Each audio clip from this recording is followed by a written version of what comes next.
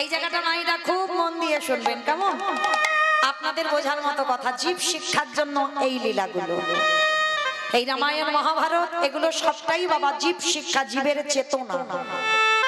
এই মহাভারতে যুধিষ্ঠির মহারাজ করেছিল রাজস্বই যজ্ঞ। যেমন ধরুন আমার কমিটি দাদা ভাইরা এই যে কীর্তনের আয়োজনটা করেছেন বাবা, একা একার দ্বারা হয়? কখনো হবে না। কেউ যদি মনে করে আমি একা একা করব, কখনো পারে না মা। আপনারা প্রশ্ন করবেন মৌমিতা ব্যক্তিগত কীর্তনগুলো তো একা একা হয়? বলে না। অর্থ হয়তো একজন দেয়, কিন্তু শ্রম দিতে হবে বাবা অনেক মানুষকে, বন্ধু বান্ধব আত্মীয় স্বজন গ্রাম প্রতিবেশীকে বলতে হবে, তবে কিন্তু একটা যজ্ঞ হবে। তো মহাভারতে রাজস্বই যজ্ঞ হচ্ছে ভগবান কৃষ্ণ সবাইকে দায়িত্ব দিয়েছে। আর যুধিষ্ঠির মহারাজ বলছে কৃষ্ণ, কৃষ্ণ তুমি তো সবাইকে দায়িত্ব বুঝিয়ে দিচ্ছ, আচ্ছা তুমি নিজে কোনো দায়িত্ব পালন করবে না?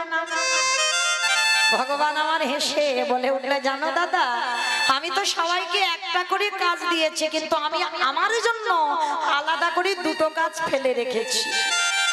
সে কি? সবাইকে তুমি একটা করে কাজ দিয়েছ আর তুমি তোমার জন্য দুটো কাজ? ঠিক আছে বলো তো কৃষ্ণ কি কি কাজ দিয়েছ? বলে জানো দাদা আমার প্রথম কাজ হবে এই যজ্ঞে যত যত ভক্তরা আসবে অনুভব করবেন মা, একটা কথা স্মরণে রাখবেন,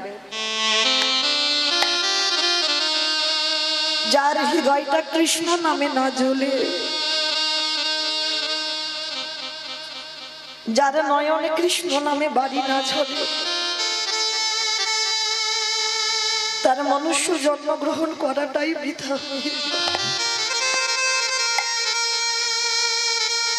দেখবেন বাবা হেসে কীর্তন শোনার শ্রোতা অনেক পাওয়া, লাখ লাখ পাওয়া যায়, কোটি কোটি পাওয়া যায়,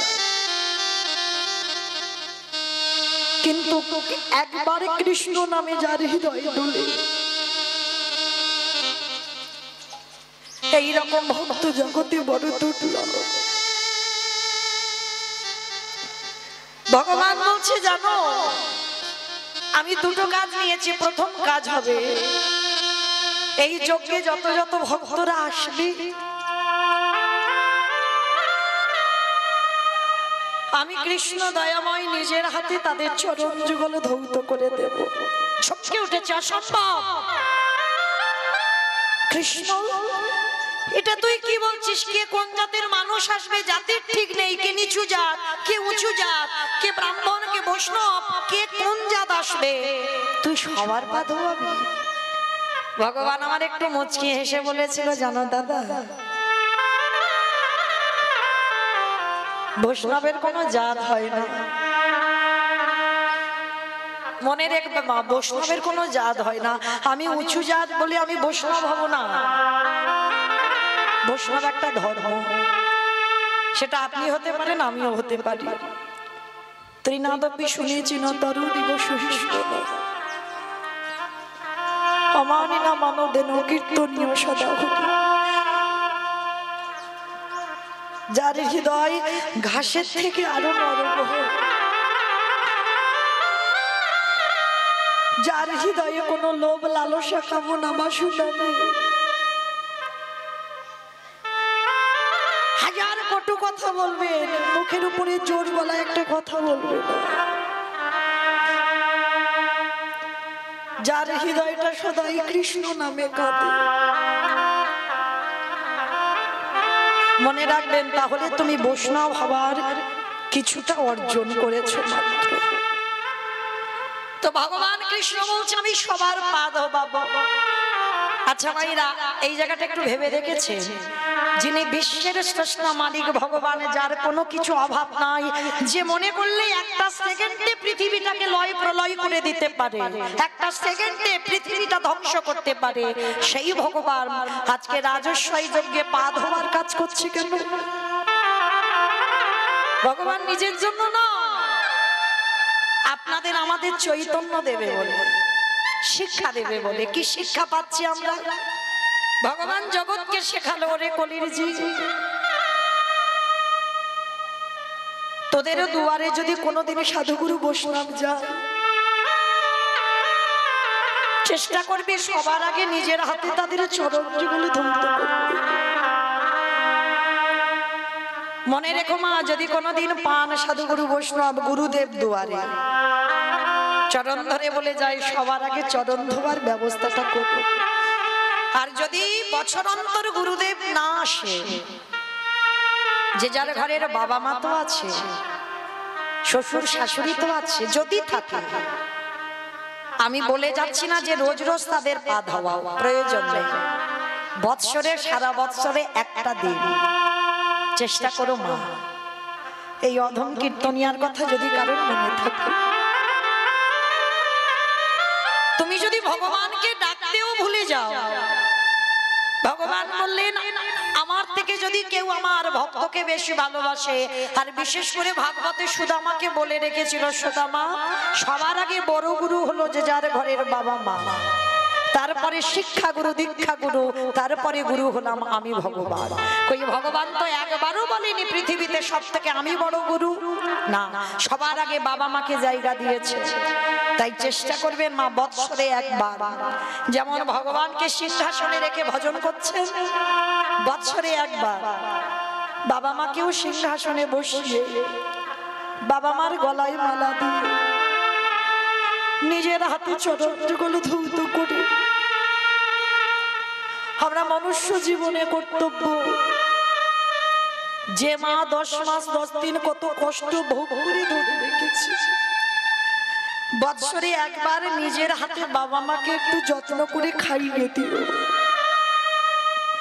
কারণ ভগবান কৃষ্ণ রাজস্বায়ী যজ্ঞে করে শিক্ষা দিল, তোরা আমাকে দেখে সে নিজে আচরি ধর্ম জীবের শেখায়, নিজে না করলে ধর্ম জীবকে শেখানো না যায়। ও জীব হকিতে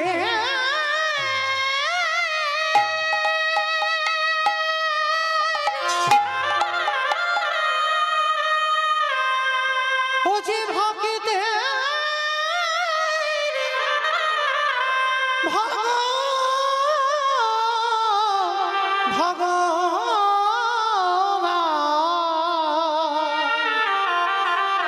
যে ভক্ত ছাড়া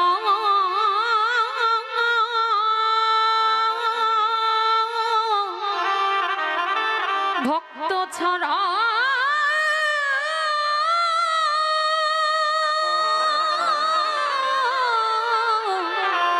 রইতে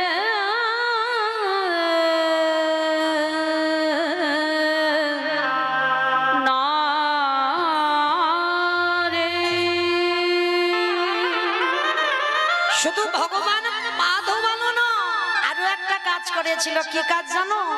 যারা যারা ভক্তরা প্রসাদ পেয়েছিল, কৃষ্ণ আড়ালে গিয়ে ওই এঁঠো পাতাগুলো নিয়ে নর্দমায় ফেলেছিল। শুধু পাতা ফেললো না, আরো একটা কাজ করেছিল। ওই ভক্তরা যখন প্রসাদ পাচ্ছে না, একটু করে প্রসাদের থালাতে প্রসাদ লেগে আছে, ভগবান আড়ালে গিয়ে যেখানে পাতাগুলো ফেলছে,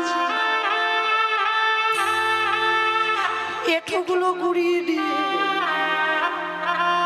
কৃষ্ণ আমার সারা গায়ে মাখছে। যুধিষ্ঠির মহারাজ পিছন থেকে দেখে বলেছিল, কৃষ্ণ কৃষ্ণ এটা তুই কি করছিস? কে কোন জাতের মানুষ এসেছে, সবাই প্রসাদ পেয়েছে, ওদের পা ধোয়াচ্ছে, সেটা মেনে নেওয়া যায়, ওদের এঁঠো পাতাগুলো ফেলছিস মেনে নেওয়া যায়, কিন্তু কৃষ্ণ ওদের এঁঠোগুলো নিয়ে তুই ওই রকম গায়ে মারছিস কেন? বলে দাদা গো, আমি ভক্ত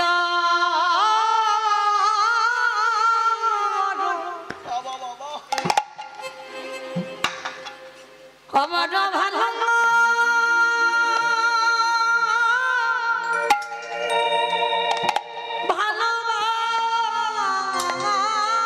ভালোবাসি, আমি যে ভক্ত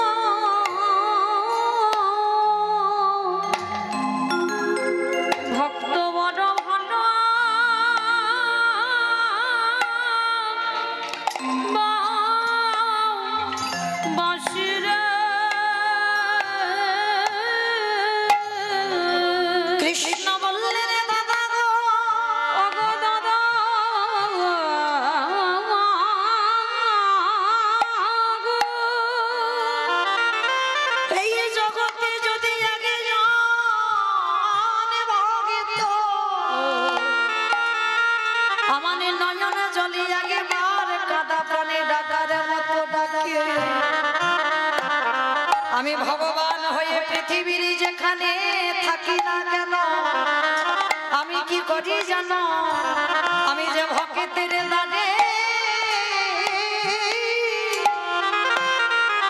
আমি দয়াল ছুটি আসি, যে জনে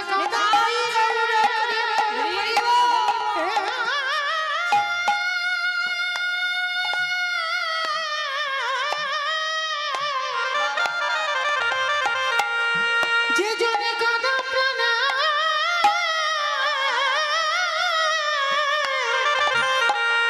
কাঁদা পানি আমার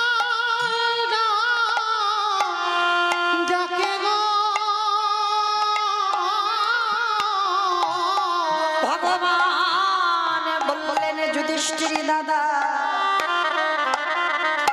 এ জগতে ভক্ত যদি একবার আমার চরণে সদস্য পেয়ে দেয়, আমি তাকে নিয়ে কি করি জানো, শুধু ভক্ত ভগবান ভক্ত একা কাঁদে তা তো নয়, আজ দুজন কাঁদে,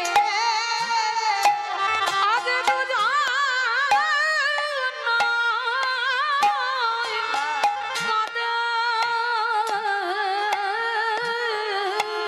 ভক্ত কাঁদে আর ভগবান কাঁদে, দেখো দুজন কাঁদে। বলি পিতা কাঁদে আর পুত্র কাঁদে, দেখো দুজন কাঁদে। ওগো জীবাত্মা কাঁদে আর পরমাত্মা কাঁদে, দেখো দুজন কাঁদে।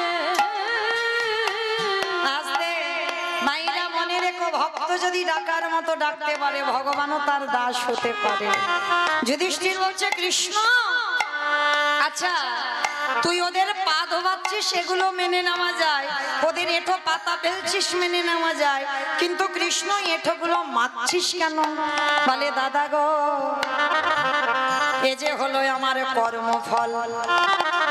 ওমা তুই আবার কর্ম খারাপ করিস? বলে করি না, আমি সিংহাসনে বসে আছি বটে, এই জগতে কেউ কেউ যদি পাপ করে সবার পাপের বিধান আমি তৈরি করি, কিন্তু বাবা যে বিচার করে জায়গায় বসে থাকে সে যদি ভুল করে তার পাপের বিচার করবে কে?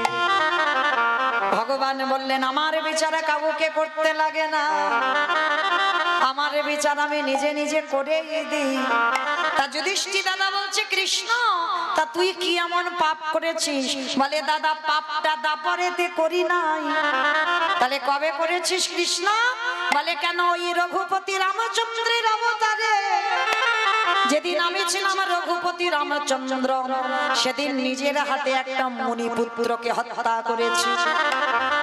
ও বাবা মুনিপুত্র সে কে? বলে জানো দাদা, যার নাম হচ্ছে বিশ্ব সবার মুনির ছেলে, যার নাম রাবণ রাজা। রাবণ রাজাকে নিজের হাতে হত্যা করেছি অকাল বোধন দুর্গা পূজা করে, মানে আমি চালাকি করে রাবণকে মেরেছি। আর তাতে কি হয়েছে জানো? রামচন্দ্র বলছে আমার সর্বশরীরটা পাপী হয়ে গেল। ভাবতে পারছেন না? রাবণের মতো দুরাচারকে মেরে নাকি রামচন্দ্রের পাপ হয়েছে। এইটা হাসির কথা হলো না? কে কমাইদা রাবণ কি ভালো লোক ছিল? তাহলে রাবণের মতো যদি দুষ্ট লোক তাকে যদি মারা যায় আর তাকে মেরে বাবা কি হবে? কোনোদিন পাপ হয়? বলে না। জগতে যারা জানে না বোঝে না তারাই বলে রাবণ খারাপ। কি কমাইরা রাবণের একটা কথা তো আপনারা বলেন, কি বলেন? রাবণের একটা কথা বলেন না, তুই হলি ঘরশত্রু বিভীষণ। কি মাইরা বলেন তো, তুই হলি ঘরশত্রু বিভীষণ, আমার খাবি আমার পড়বি আর আমার ঘরের গল্পগুলো লোকের কাছে বলে বেড়াবি। কি মা বলি না আমরা, তুই হলি ঘরশত্রু বিভীষণ, আমার ঘরের গল্পগুলো সব লোকের কাছে বলে বলে বেড়াচ্ছিস। এগুলো আপনারা বলেন না, আমরাও বলি না। তাহলে বলেছিল কে? রাবণ তার ভাই বিভীষণকে বলেছিল। কবে জানো? যেদিন বাবা ঘোষণা করেছিল রাজ্যে যে রাম নাম করা হবে না, আর যে রাম নাম বলবে তাকে মৃত্যুদণ্ড দেওয়া হবে। কিন্তু মায়েরা তারই ভাই রাতের অন্ধকারে দরজা বন্ধ করে রাম রাম রাম রাম বলে কাঁদে। হঠাৎ একদিন রাবণের কানে সংবাদটা গেল তার ভাই রাম বলে কাঁদছে। আর যেই সংবাদটা পেয়েছে রাবণ রাজা পাগলের মতো ঊর্ধ্বশ্বাসে, বিশাল বড় চেহারা তো, ঊর্ধ্বশ্বাসে ছুটে এসেছে, কান পেতে শুনছে যে সত্যি ভাই তো রাম রাম বলে কাঁদছে। কিছু না বলে মা লাথি মেরে দরজাটা ভেঙে দিয়েছে। আর যেই না ভেঙে দিল মা, দেখে না নিরজনে বসে বসে রামের প্রতিচ্ছবিটা নিয়ে বিভীষণ কাঁদছে। আর রাবণ কাউকে কিছু না বলে পিছন থেকে গিয়ে বিভীষণের বুকে একেবারে সজোরে লাথি মেরেছে। সজোরে লাথি দিয়েছে। আর এত জোরে লাথি মেরেছে বাবা, বিভীষণ মুখ ঠুকে পড়ে গেছে ধুলা। এই জায়গাটা আমার একটু ভালো করে বুঝবেন। আচ্ছা বলো তো মা, তুমি আচমকা বসে আছো, ভগবানের নাম করছো, আর কেউ যদি হঠাৎ পিছন থেকে এসে সজোরে তোমার বুকে লাথি মারে, ছেড়ে দেবে? বড় ভাই যদি ছোট ভাইয়ের বুকে লাথি মারে ছেড়ে দেবে? কত সোজা নয়। ভাইয়ে ভাইয়ে লাঠালাঠি হয়, ভাইয়ে ভাইয়ে খুনোখুনি হয়, ভাইয়ে ভাইয়ে জায়গা জমিতে শিল্পতা হয়, ভাইয়ে ভাইয়ে ঝগড়া করে মামলা পর্যন্ত চলে। কিন্তু মনে রেখো বাবা, এগুলো আপনাদের সঙ্গে আমাদের সঙ্গে হয়। রাবণ বিভীষণ এরা এমন ভাই নয়, একেবারে আলাদা। যেই না লাঠিটা মেরে ফেলে দিল, কেমন ভাই আর কেমন দাদা দেখো। এই জায়গাটা একটু আস্বাদন করবেন বাবা। যারা আমরা ভাইয়ে ভাইয়ে লাঠালাঠি করি, মারামারি করি, পেটাপেটি করি, তাদের উদ্দেশ্যে নিবেদন। রাবণ শিক্ষা দিয়েছে, বিভীষণ শিক্ষা দিয়েছে ভাই কেমন হওয়া উচিত, দাদা কেমন হওয়া উচিত। ধুলাই লাথি মেরে ফেলে দিল। আর মনে রাখবেন বাবা, যারা ভক্ত মানুষ হয় তারা কোনোদিন ওই যে বললাম তৃণের মতো স্বভাব, তাদের মাথায় যদি লাঠিও মেরে যাও মাথা তুলে একবারে প্রতিবাদ করবে না। এত জোরে রাবণে লাথি মারলো, ধুলা থেকে হামাগুড়ি দিয়ে উঠে রাবণের দুটো চরম ধরে বলছে, দাদা এই যে তুমি আমার বুকে লাঠিটা দিয়েছো, তোমার দুটো পায়ে ব্যথা করছে না তো? দাদা গো,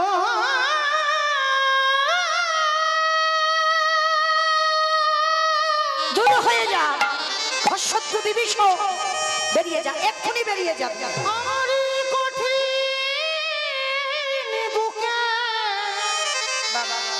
বুকে লাথি মেরে তোমার কোমল চরণে কি, তোমার কোমল চরণে কি দাদা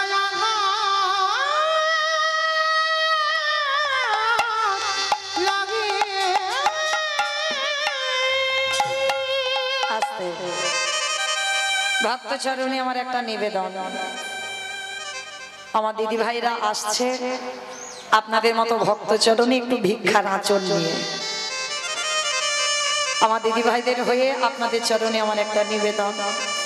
যার যেমন ক্ষমতা আছে, যার যেমন সামর্থ্য আছে, কোনো চাপিয়ে দেবার ব্যাপার নয়। ভগবানের নামে, ভগবত সেবায়। এখানে তো জগন্নাথ নিশ্চয়ই 9টা দিন প্রসাদ পাবে। এই যে জগন্নাথের মূর্তি দর্শন করলেন, যেই জগন্নাথ সেই কৃষ্ণ। তো যখন সাক্ষাতে দর্শন করেছেন, আমরা জগন্নাথ ধাম, পুরী ধাম, উড়িষ্যায় যেতে না পারি, অন্তত এখানে বসে আমার জগন্নাথের চরণে আপনারা প্রত্যেকে কিছু না কিছু দান করবেন। আপনাদের দান নিয়ে যেন আমার ভগবানের সেবার কাজে লেগে যায়। কারণ মায়েরা প্রত্যেকে তো ঘরে ঘরে আমরা সেবা দিতে পারি না, হরিনাম যজ্ঞের আয়োজন করতে পারি না। তো এখানেও যদি দেওয়া যায় তাহলে এটাও আমাদের ভবপারাপারের সম্বল হয়ে দাঁড়ায়। কারণ ব্যাংকে জমাতে গেলে মা নমিনও লাগে, কিন্তু আমার এই গৌরহরির ব্যাংকে, আমার জগন্নাথের ব্যাংকে যদি কিছু কেউ দেয়, এর কোনো নমিনও নয়, এর নমিনও তোমার ভগবান তোমার পাশে ঢাল হয়ে দাঁড়ায়। শেষের দিনে তুমি ওই 1 টাকার বিনিময়ে 1 লাখ টাকা যে কোথা থেকে পাবে তুমি নিজে কল্পনাও করতে পারবে না। তো যাই হোক, সবার চরণে আমার নিবেদন, প্রত্যেকে যারা যারা আছেন, যারা যারা বসেছেন, ভক্তবৃন্দ সবাই যার যেমন ক্ষমতা আছে প্রত্যেকে কিছু না কিছু আমার ভক্তের আঁচলে অবশ্যই করে দেবেন। প্রেম সে বলো নিতাই গৌর প্রেমানন্দে হরি বল, হরি বল। কারণ ভিক্ষা না হলে সেবা হবে না, ভিক্ষাটা অবশ্যই করতে হবে, ওই জন্য প্রত্যেকে ভিক্ষার আঁচলে দেবেন, এটা নিয়ম। হরিনাম শুনতে এসেছেন, শুধু হাতে শুনতে নেই, ভগবত সেবায় কিছু দিয়ে শুনতে হয়। তো চলেন, যেই না বাবা বিভীষণের লাঠিটা দিয়েছে, আর লাঠিটা খেয়ে বাবা রাবণ রাজাকে ধরে বলছে, দাদা তোমার পায়ে ব্যথা করেনি তো, দূর হয়ে যাবে, এই মুহূর্তে এক্ষুনি তুই বেরিয়ে যাবি। একটা লাঠি খেয়ে চলে গেল বিভীষণ। আচ্ছা মা, কোনো দাদা যদি ভাইকে লাথি মারে কষ্ট কি হয় না? মাঝে মাঝে দেখবেন আপনারা ছেলে মেয়েদের উপরে খুব রেগে যান, আর রেগে গিয়ে মাঝে মাঝে মারধরও করেন না? বড় বড় ছেলে হয়ে গেছে, কিন্তু একেবারে জোরে চড় বসিয়ে দিলে একটা, কিন্তু ছেলেকে মারবার পরে আধা ঘন্টা পরে কষ্ট হয় না? যে বাবা মা মারে সেই বাবা মা আবার ছেলের পিঠে তেল দেয় না মা? এত জোরে হয়তো মেরেছে, দাগ বসে গেছে, আবার সন্ধ্যেবেলা আসতে পিঠে তেল দিয়ে দিল। তাহলে আপনাদের যদি হয়, আমাদের যদি হয়, রাবণ তার ভাইকে লাথি মেরে কষ্ট পাই? সবাই তো রাবণের বাইরেটা দেখেছে, ভিতরটা দেখি। সারা রাত রাবণ ঘুমাতে পারে, শুধু ছটফট করছে ভাইটা কোথায় গেল একটা লাথি খেয়ে। কিন্তু রাবণ ভালো জানে যে আমার ভাই লাথি খেয়ে কত দূর যাবে। ভোর না হতে হতে একেবারে রামচন্দ্রের কাছে গিয়ে ডাক দিয়েছে, ভাই রে। যেই না ভাই বলে ডেকেছে বাবা, সঙ্গে সঙ্গে বেরিয়ে এসেছে লক্ষণ। কি চাও? কালকের ভাইকে লাথি মেরে আর আজকের পা ধরে ক্ষমা চাইতে এসেছো? রাবণের তো বিশাল বড় চেহারা, বলে বলেন, আমি ক্ষমা চাইতে আসিনি, আমি দেখতে এলাম আমার লাঠিটা খেয়ে আমার ভাই ঠিক জায়গায় এলো কিনা। কত অনুরাগ দেখো রাবণের, আমার লাঠিটা খেলো, খেয়ে ঠিক জায়গায় এলো কিনা আমায় দেখতে হবে না? ওইটা দেখবো বলে আমি এলাম। তা রাম এসে বলছে, রাবণ ওই রকম ভাইকে কেউ মারে? সেই দিন রাবণ বলেছিল, চুপ কর, এই জগতে সবাই শুধু বললো আমি আমার ভাইকে লাথি মেরেছি, কিন্তু শোন ওরে রাম রে, ওটা তো শুধু সাধারণ লাথি নয়, ওটা হলো বৈরাগ্যের লাথি। আমি যদি আমার ভাইকে লাথিটা না দিতাম, আমার ভাই কি এত তাড়াতাড়ি তোর চরণ তলে আসতে পারতো?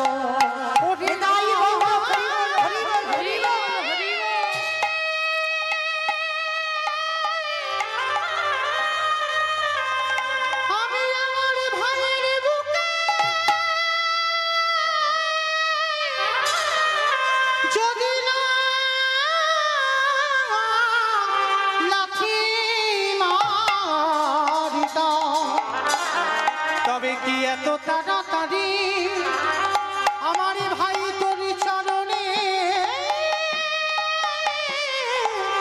আসিতে পারতো? এইবার যেই না বাবা আমার রাবণ রাজা বলছে, শোনো রাম, ওই লাঠিটা হলো বৈরাগ্যের লাঠি, আমি লাঠি মেরেছি বলে আমার ভাই তোমার চরণে এসেছে, আর এই লাঠিটা মেরে কলির জীবকে আমি একটা শিক্ষা দিলাম। ওরে কলির জ্ঞানন্ধজি, মাইরা তত্ত্বটা কি বুঝছো? সবাইকে একদিনে লাঠি ঝাঁটা খেতে হবে, কি মাইরা খেতে হবে না? আজ আমরা দাঁড়াতে পারছি, রোজগার করতে পারছি, দু হাত ভরে ব্যাগ ধরে বাজার করে সংসারে দিতে পারছ, চাকরির পেনশনের টাকা তুলে দাও, তাই সংসারে তোমায় ভালোবাসে, কদর যত্ন করে।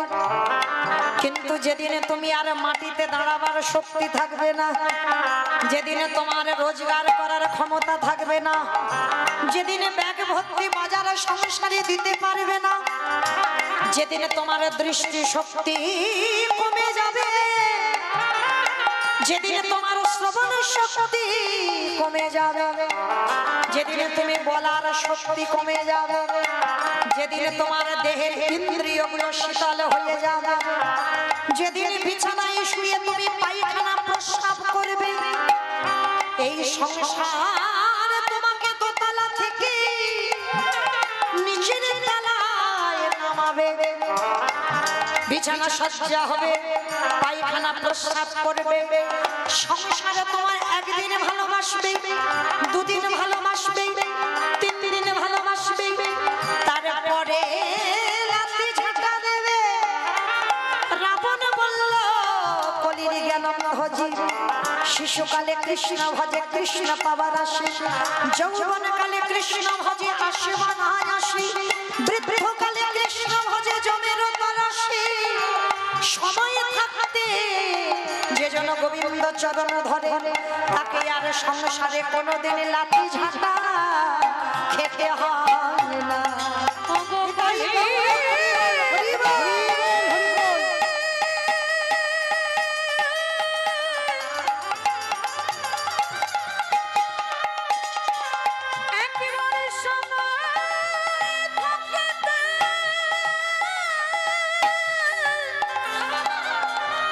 প্রাণে গোবিন্দ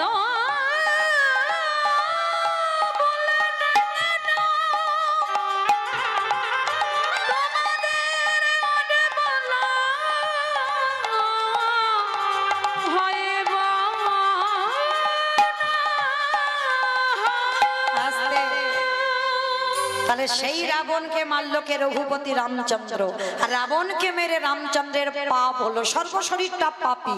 সেই পাপ ধুচ্ছে কবে? মহাভারতে যুধিষ্ঠির রাজস্বই যজ্ঞে। আমাইরা যেখানে গিয়েছিলাম আবার ঘুরে ফিরে সেখানে চলে এলাম, মনে পড়ছে তো? বেশ, চলো আবার এখান থেকে যাই। তাহলে রামচন্দ্র পাপ করেছিল, সেই পাপ ধোয়ার জন্য কৃষ্ণাবতারে সাধুগুরু বৈষ্ণবদের চরণ ধোয়াতে হচ্ছে। তাহলে কি শিখলাম এইটুকু শুনে? যারা যারা প্রকৃত মন দিয়ে শুনছেন, আমরা কি শিখলাম জানো? প্রকৃত যদি আমরা কেউ অপরাধ করে ফেলি, অন্যায় করে ফেলি, মানুষ মাত্রে পাপ করি, যদি সাধুগুরু বৈষ্ণব দেখতে পান তার চরণ যুগল ধৌত করান, তাও যদি না পারেন বৈষ্ণবদের একটু পাতা পরিষ্কার করেন, তাও যদি না পারেন বৈষ্ণবদের একটু প্রসাদ নিয়ে গায়ে মেখে নেন। আর যদি নিতে পেরেছেন, কোটি কোটি জন্মের অপরাধ থেকে আপনারা আমরা মুক্তি পাবো পাবো পাবো। নিতাই গৌর প্রেমানন্দে হরি বল হরি বল। তো মাইরা ভগবান যজ্ঞের দরজায় দাঁড়িয়েছে, অগ্নিদেব, পবনদেব, বরুণদেব, ইন্দ্র, ইন্দ্রাণী, ব্রহ্মা, সাবিত্রী সব পরপর লাইনে আছে। কৃষ্ণ একে একে আসে, পা ধোয়াই যজ্ঞের ভিতরে ঢোকায়। এমন সময় জগজ্জননী মা দুর্গা আমার বাবা ভোলানাথকে বলছে, প্রাণনাথ আর দেরি নয়, চলো কৃষ্ণ পা ধোয়াবে, পা দুটো ভালো করে একটু ধুইয়ে নিন। বাবা ভোলানাথ হেসে বলছে, পার্বতী তোমার কি মাথা খারাপ? কৃষ্ণ পা ধোয়াবে আর আমাদের মতো পাপীর পা দুটো বাড়িয়ে দেবো? শোনো, তোমার যদি এত ধোয়াবার ইচ্ছা হয় তা তুমি লাইনে দাঁড়াও। তা পার্বতীকে লাইনে রেখে বাবা ভোলানাথ বেলাইনে চলে গেছে। আর আড়ালে গিয়ে কি করেছে জানো? ভোলানাথ যাতে কৃষ্ণের চোখে ধুলো দিয়ে যজ্ঞে যাবে, ভোলানাথ আড়ালে গিয়ে একটা কুকুর হয়ে গেছে। ভোলানাথ পরম বৈষ্ণব একটা কুকুর হয়েছে, মনে মনে চিন্তা করছে এইবার কুকুরটা হয়েছে কৃষ্ণের চোখে ধুলো দিয়ে যজ্ঞে যাবে। তাই এবার কৃষ্ণ তো হেড হয়ে পা ধোবাচ্ছে, আর পিছন থেকে ভোলানাথ এক পা দুপা করে আসছে, কৃষ্ণের ওই পায়ের ফাঁক দিয়ে গলে যাবে। আমাইরা ভগবান তো চালাক কম নয়, ওর কি শুধু দেখছো বড় বড় গোল গোল ওই দুটো চোখ? ও দেখতে মনে হচ্ছে ওইটুকু ছেলে, কিন্তু ফল্লিং ছাতা। ফল্লিং ছাতা দেখেছো তো? দেখবেন বাবা গুছিয়ে নিলে ছোট মতো হয়ে যায়, কিন্তু খুলে দিলে বড় ছাতা। তা ও দেখতে ওইটুকু, কিন্তু ওইটুকু নয়। দেখতে মনে হচ্ছে গোল গোল দুটো চোখ, কিন্তু দুটো চোখ নয়। এই যে কে কীর্তন শুনছে, কে শুনছে না, কে হেসে যাচ্ছে, কে গল্প করছে, আর কে বসে বসে আমি কিচ্ছু দেখতে পাচ্ছি না, কিন্তু যে বাঁকা করে বাঁকা হাতে কি গো ধুলো দিতে পারবে? সময় মতো ঠিক খাতা কলমে হিসাব করে পৌঁছে দেবে বাবা। এইবার কি করেছে ভগবান মনে মনে করছে, দেখেছো বেটা আমার চোখে ধুলো দেবে, বলে দেখাচ্ছি মজা তোমার, দাঁড়াও। এইবার কুকুর হয়ে এক পা দুপা করে আসছে, পায়ের মাঝখানটা ফাঁকা মতো দেখেছে, আর সবে ভোলানাথ মাথাটাকে আর যেই না দিয়েছে, ভগবান কি করেছে হাঁটু দুটো নিয়ে কুকুরের কানের কাছে চেপে, এইবার দেখ কেমন লাগে। আর যেই না কুকুরের কানে চেপে দিয়েছে, কুকুর কি করবে এবার, কেউ কেউ করবে না, বারবার বলছে কৃষ্ণ ছেড়ে দে, কৃষ্ণ ছেড়ে দে, কৃষ্ণ ছেড়ে দে, বলে ছাড়বো বলে ধরি না। হে বৈষ্ণব গোসাই, ও হে বৈষ্ণব গোসাই,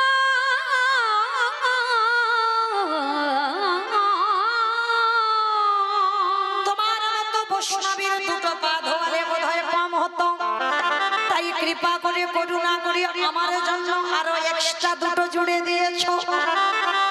মামা বুঝতে পেরেছো আমার কথা? শিব ঠাকুরের কটা পা? দুটো পা। আর কুকুরের কটা পা? চারটে পা। তাহলে ভগবান কি বললেন, হে বৈষ্ণব তোমার মতো বৈষ্ণবীর দুটো পা ধোয়ালে কম হতো, ওই জন্য তুমি আমার জন্য আরো এক্সট্রা দুটো জুড়ে চারটে করেছো। বলি দাহু দাও ছোটা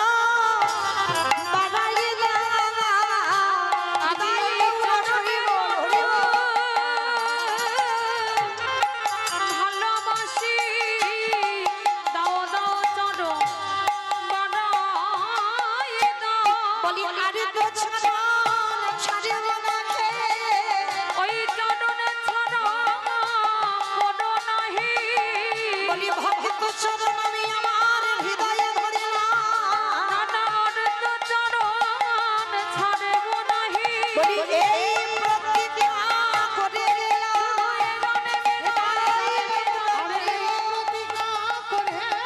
এই জনমে নয় জনমে জনমে অনন্ত চরণ ছাড়ব নাহি। আস্তে। এইবার কি হয়েছে মায়েরা, যেই না কুকুরের মাথাটা ভিতরে চলে গেছে, ছটফট করছে কৃষ্ণ ছেড়ে দে, কৃষ্ণ ছেড়ে দে, কৃষ্ণ ছেড়ে দে। বলে ছাড়বো বলে তো তোমায় ধরিনি, যারে ধরি তারে ছাড়ি না, যারে ছাড়ি তারে ধরি না। আজ যখন তোমায় পেয়েছে এবার ব্যবস্থা করব। এইবার সবাই তো দেখছে ভগবান একটা কুকুরকে নিয়ে মেতেছে, মোটা দড়ি নিয়ে কুকুরটাকে বেঁধেছে, কিন্তু বাঁধলে কি হবে, কুকুরের চারটে পা শুধু ছটফট করছে। ভগবান বলে এবার পায়ের ব্যবস্থা করতে হবে। এইবার কি করেছে, মোটা দড়ি নিয়ে কুকুরের চারটে পা বেঁধে দিয়েছে। আর যেই না কুকুরের চারটে পা বেঁধে দিল, আর কুকুর কিছু করতে পারে, শুধু নয়নে জলে কাঁদে, ওরে কৃষ্ণ রে আমি বড় অপরাধী রে, অপরাধী। আমি মানছি আমি ভুল করেছি, কিন্তু আমায় ক্ষমা করে দে, ছেড়ে দে। চুপ, শুধু দেখে যাও, সেই ত্রেতা যুগ থেকে পাপী হয়ে আছি, যজ্ঞের কাজটা এইটা নিয়েছি শুধু তোমার জন্য। তোমার মতো বৈষ্ণবের পা না ধোয়ালে আমি যে রাম অবতারে রাবণকে মেরেছিলাম, সেই পাপ থেকে মুক্তি পাবো কি করে? এইবার কি করেছে ভগবান, সবার তো ঘটিতে করে পা ধোয়াচ্ছে, আর কুকুরের বেলা কি করেছে জানো, খালি বিলি নদী নালা পুকুরে ঘাটের জল নয়, বাহ্যিক জগতের কোনো জল নয়, কুকুরের চারটে চরণ কৃষ্ণ বুকে ধরে। তাহলে কোন জল দিল গো? কৃষ্ণ আমার চোখের জলে চরণ ধোয়াইলা। হে বৈষ্ণবে কৃপা করো বলি, চোখের জলে চরণ ধোয়াইল। এইবার সেই ভোলানাথ যেই না ভগবানের চোখের জলটা কুকুরের পায়ে পড়ছে, কুকুর বলেছিল কৃষ্ণ আমি কথা দিলাম আগত কলিকালে আমি আর এই শিবরূপ হয়ে যাব না। কি গো মাইরা মনে পড়ছে? যেখান থেকে এসেছিলাম আবার সেখানে ফিরে গেলাম। তাহলে প্রশ্নটা কি ছিল? সত্যতে শিব, ত্রেতাতে শিব, দ্বাপরে শিব, কলিতে শিব নয়। সেই নয় কথাটা জানবার জন্য একটু রামায়ণ মহাভারতে যেতে হলো। তাহলে সেদিন ভগবানের চরণ ছুঁয়ে প্রতিজ্ঞা করলো বাবা ভোলানাথ, কৃষ্ণ এই যে তোর চোখের জল আজকের আমার চরণে পড়লো, কেউ জানুক না জানুক আমি জানি তুই কে আর আমি কে। আমি কথা দিলাম আগত কলিকালে আমি শিব হব না, আমি হব অদ্বৈত আচার্য গোসাই। আর শোন তুই আমার কৃষ্ণ হবি না, তুই হবি আমার নদীয়ার নিমাই চা। আমি 12 বৎসরে তুলসী ভাসিয়ে তোকে ডাকবো, আমি তোরে থেকে 52 বছরের বড় হব। আর বড় হয়েও যেদিন আমার ডাকে তুই নবদ্বীপে নামবি, আমার আর তোরে যখন মুখোমুখি সাক্ষাৎ হবে, এই রাজস্বায়ী যজ্ঞে যেমন তোর চোখের জলে কুকুরের পায়ে পড়লো, এই কুকুর অদ্বৈত হয়ে যেদিন তোকে ডাকবে, তুই আর আমি যেদিন মুখোমুখি হব, ওরে এমনি করে চাচা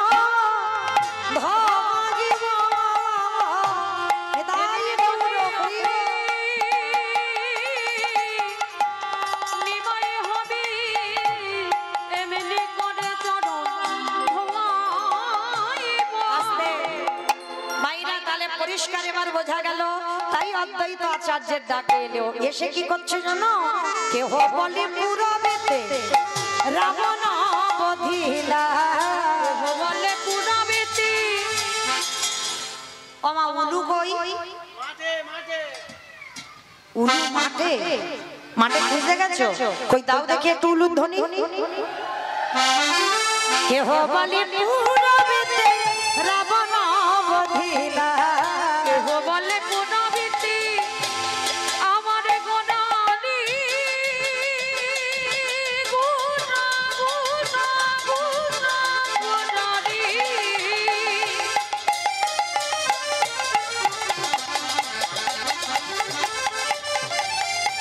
গোরা গোরা গোরা গোনারি গোনা গোনারি।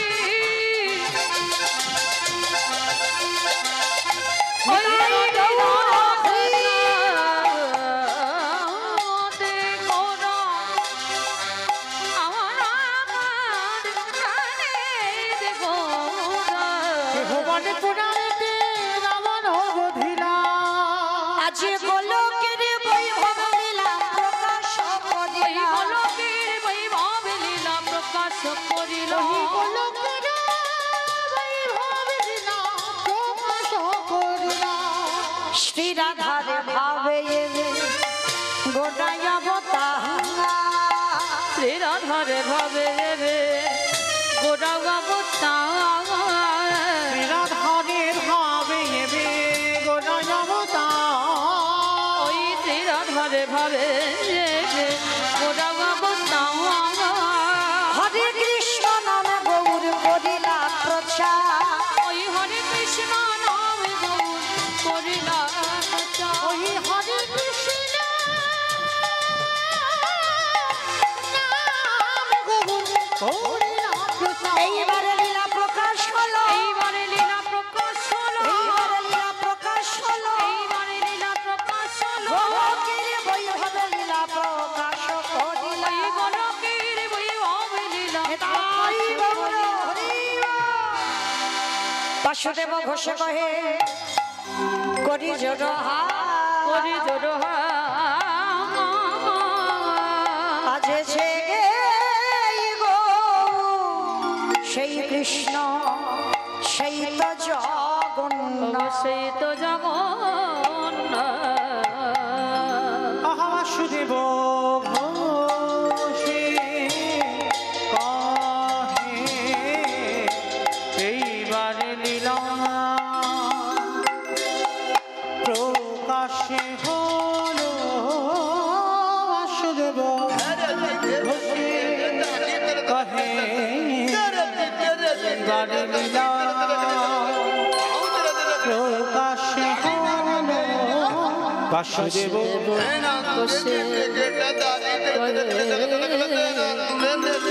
এইবারে লীলা প্রকাশ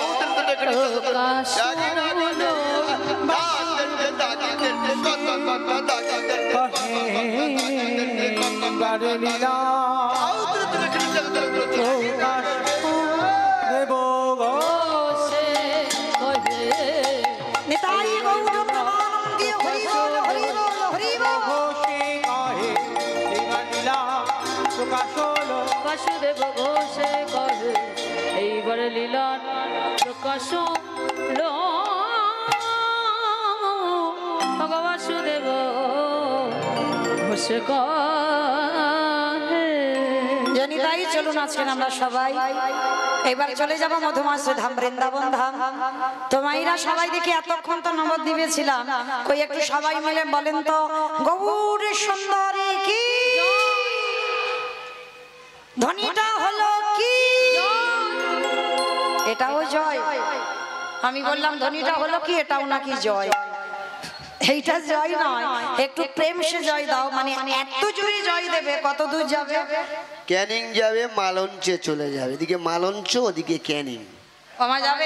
এটা উত্তর 24 পরগনা, তো মানে মোটামুটি একটু দক্ষিণে গেলেই হবে, মানে একটুখানি গেলেই হবে।